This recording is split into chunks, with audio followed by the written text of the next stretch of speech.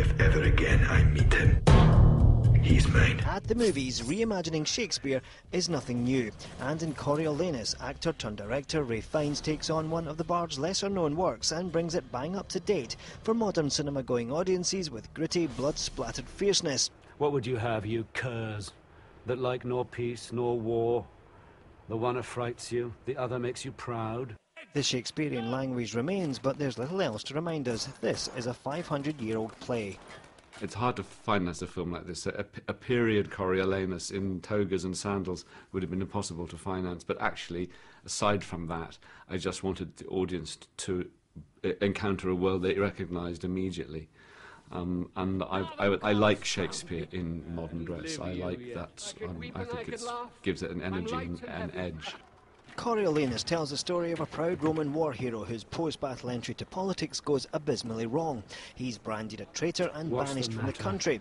This adaptation is a slimmed-down version of the original tragedy, and at the heart of the story are two violent relationships between Coriolanus and the people of Rome, and the other is between his mortal enemy Tullus Aufidius, as played by Paisley's own Gerry Butler. Talk about casting against type. Do they still fly to the Roman? Yeah, it's true. I'm not known for Shakespeare, but I read the script, and to be honest, it could have been any script. I mean, it was such a phenomenal read, and yeah, it felt like a challenge. You know, I thought really I'm going to have to, one, I'll learn a few things, and two, I really have to bring my game up for this. So. He bears himself more proud, even to my person, than I thought he would when first I did embrace him.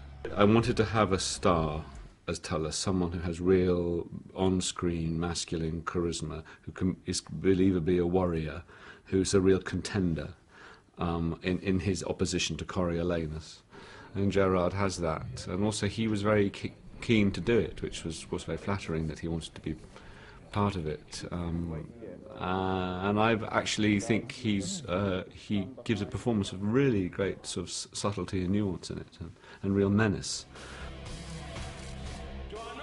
The film's cast also includes Brian Cox and Vanessa Redgrave as Coriolanus' controlling and ambitious mother Volumnia.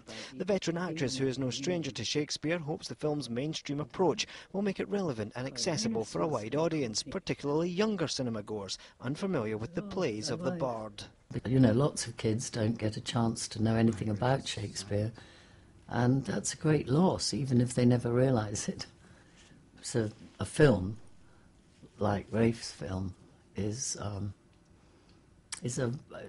think it's a wonderful contribution to a knowledge that young people or older people won't get it from anywhere else, as well as being a totally thrilling film.